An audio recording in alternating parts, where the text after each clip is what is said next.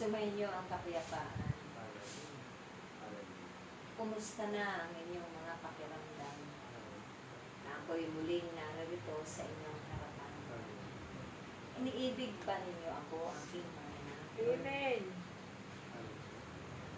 Iyan ay lagi ninyong patutunayan sa pamamagitan ng inyong mga pagsunod, sa pamamagitan ng inyong mga paggawa. Dahil kailanman, walang sino man ang magaganap ang lahat ng iyan na aking ipinagkakatiwala sa inyo ng mga tungkulin kung wala ang ating pamamagitan. Napakapalad ninyo aking mga anak, bagamat nasa dapit hapon na ang inyong mga buhay. Subalit naririyan ang pananariwa ng inyong mga pananatawan. Ang kagandahan ninyo ay humahalimuyak tulad ng mga bulaklak sa parang na aking inihasin dahil kayo ay aking pinangangalagaan. Kung kaya sa aking pagpapahalaga at pagpapahalaga din ninyo sa aking mga salita, tunay at tiyak ang inyong panuntunan.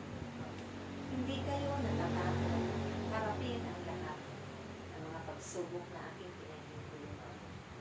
Lahat ng mga suliranin na inyong pinagdaraanan araw-araw dahil lagi ninyong pinangahawakan ang aking mga pangako.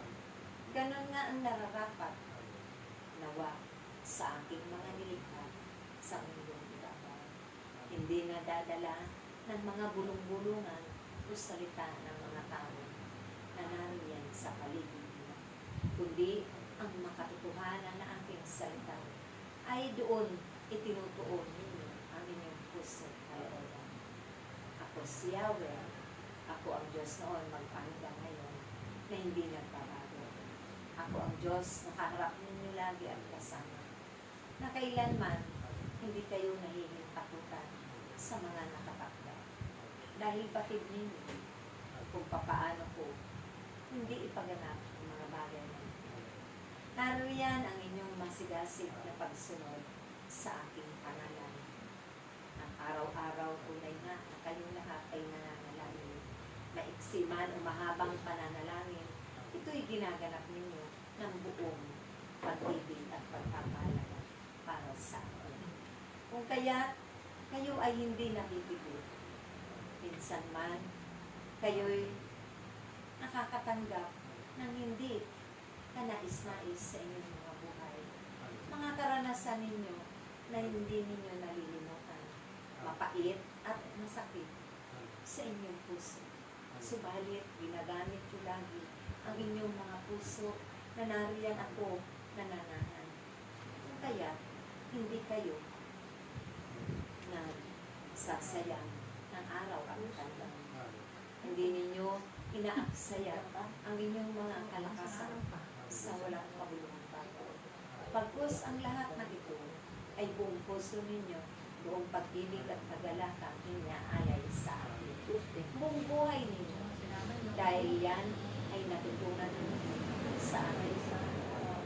Kaya't magkapit-pisig lagi kayo, magkaisa at magkaunawaan. Hangarin ang isang mabubuting bagay para sa kapwa, higit sa mundo. Ganon din ang kapayapaan na inyong ipinapanalangin. Ito'y aking ibibigay. Darating yan aking mga anak.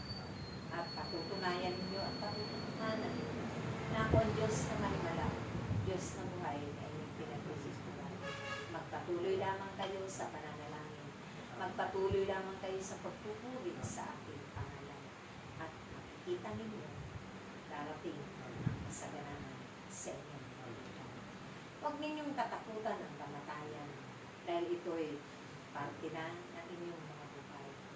Kung kaya, kung dumating mang ngayon, kayo ay naipaghanda ko na. Kayo ay nalinis ko. Kaya ingatan ninyo ang inyong mga sarili, ang inyong mga espiritu at kaluluwa na hindi na muli manupalit pa sa dating karunungan. Salamat. Lagi kayong humingi ng kapatawaran sa aking pangalan. At nakatitiyak kayo ng kapatawaran. Ito'y lagi kong tutugunin. Kayo ay pasisyahin ko, magagala kayo sa araw na iyon.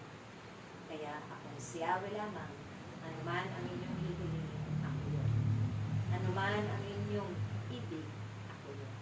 Maraming salamat, minamahal ko kayo ng tunay, iniibig ko kayo ng tunay. Magmahalan kayo sa isa't isa at magkapit-bisig na sama-samang humayo ng iisang hanganan, iisang dagdagan. Sa ngalan ng Ama, ng Anak, at ng Espiritu Santo.